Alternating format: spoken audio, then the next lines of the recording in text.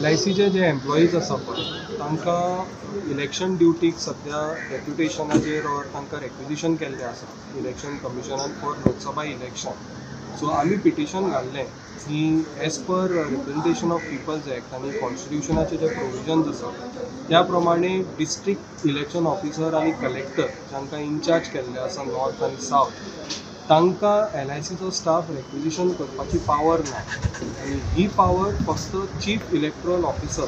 किंवा election commission जो regional commissioner for each state appoint करता त्या दोनूच ऑफिसरांक रेक्विजिशन करपाची पावर आसा.